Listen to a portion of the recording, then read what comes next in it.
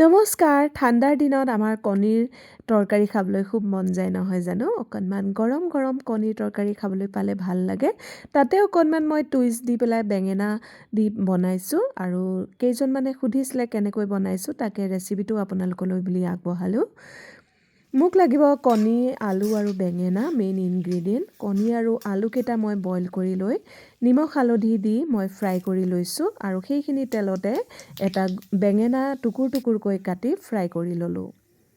তাৰপিছত মিঠাতেলত মই পাঁচফোৰণ দিলোঁ আৰু পাঁচফোৰণ দি এই পেষ্টটো ঢালি দিছোঁ। এই পেষ্টটোৰ কাৰণে মোক লাগিব এখন টাৱা গৰম হ'বলৈ দিব আৰু টাৱাখন গৰম হোৱাৰ লগে লগে অকণমান বাটাৰ দিব পাৰে, বাটাৰ নিদিলেও হ'ব, কথা নাই।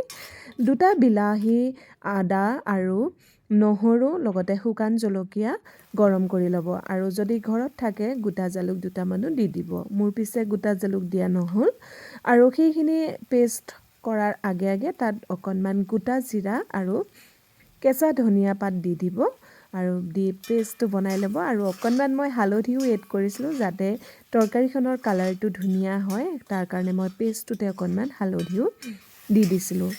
আৰু এয়া দেখিছেনে আলু আৰু মছলাখিনি গোটেই ধুনীয়াকৈ লেট খাই গৈছে। তাৰপিছতে মই ফ্ৰাই কৰি লোৱা কণীকেইটাও দি দিম আৰু কণী, আলু আৰু মছলাখিনি লেট যোৱালৈকে মই অকণমান পানী দি পেলাই তাক কম জুইত সিজাম যাতে ধুনীয়াকৈ আলু, কণী আৰু মছলাখিনি মিলি যায়। এয়া ভাজি আছোঁ। তাৰপিছত আপোনালোকে নিজৰ পচন্দ অনুযায়ী আপোনালোকে পানীটো দিব, যাতে আপোনালোকে যদি অকণমান ঠিক কৰি খাব বিচাৰে তেতিয়াহ'লে পানী কমকৈ দিব আৰু জুলীয়া কৰি খাব বিচাৰিলে অকণমান পানী দিব, আন্দাজমতে দি ল'ব। আৰু এয়া পানী দিলোঁ। মই ফাইনেলি অকণমান পানী বেছিকৈ দি দিম যাতে কণী, আলু আৰু গোটেই মছলাখিনি অকণমান ভালকৈ উতল আহে। তাৰ লগে লগে নিমখো দি দিছোঁ, যিহেতু ফ্ৰাই কৰোঁতেও দিছোঁ নিমখ, সেয়েহে আপোনালোকে নিমখটো আন্দাজমতে দিব। আৰু এয়া পানীখিনি দিয়াৰ আগতে উতল অহাৰ আগে আগে মই বেঙেনাখিনি দি দিছোঁ, বেঙেনা ফ্ৰাইখিনি দি দিলোঁ আৰু আপোনালোকে বেঙেনাটো এনেকৈও ৰাখিব পাৰে বা মোৰ দৰে বেঙেনাখিনি ভাঙি যোৱাকৈ সিজাব পাৰে।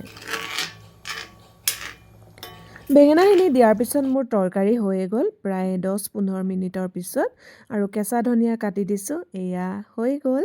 আপোনালোকে ৰুটিৰ লগতো খাব পাৰে আৰু ভাতৰ লগতো খাব পাৰে। অকণমান বাচমতি চাউলৰ ভাত হ'লে আৰু এইকণ জোল হ'লে আৰু কি লাগে নহয় জানো? আৰু আমি এনেকৈয়ে খালোঁ। ধন্যবাদ।